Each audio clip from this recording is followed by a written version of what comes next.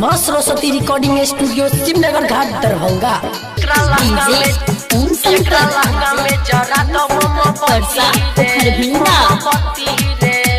खेसरिया के बेटी कैलस अति रे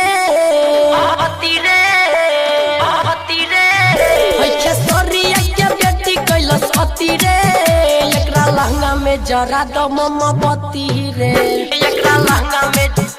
एकरा लहंगा में जरा दो मोमबत्ती रे जब अपना पर पड़ल बनल सती रे एकरा लहंगा में जरा दो मोमबत्ती रे एकरा लहंगा में जरा दो मोमबत्ती रे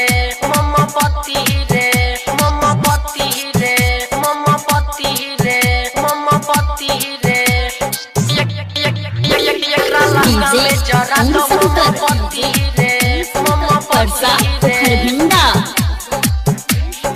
अपने उगइल न कजली पे गाना नीलुआ के पिलुआ फड़ी सुनल जमाना अपने उगइल न कजली पे गाना नीलुआ के पिलुआ फड़ी सुनल जमाना गइले पंकज कैलन दूर गति रे गइले पंकज कैलन दूर गति रे एकरा लहंगा में जरा दो मोमबत्ती रे एकरा लहंगा में जरा दो मोमबत्ती रे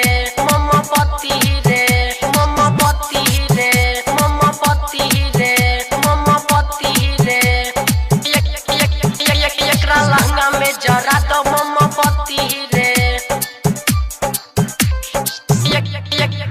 एकरा लहंगा में जरा दो मोमबत्ती रे चाची के बाची के मतलब का होला दिल न जवाब जब पूछल सटोला चाची के बाची के मतलब का होला दिल न जवाब जब पूछल सटोला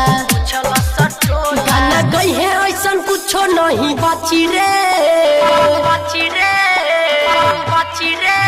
गाना गई है ऐसा इज्जत नहीं बाची रे एकरा लहंगा में जरा दो मोमबत्ती रे एकरा लहंगा में जरा दो मोमबत्ती रे खेसरिया के बेटी कैलस अति रे एकरा लहंगा में जरा दो मोमबत्ती रे एकरा लहंगा में जरा दो मोमबत्ती रे माँ सरस्वती रिकॉर्डिंग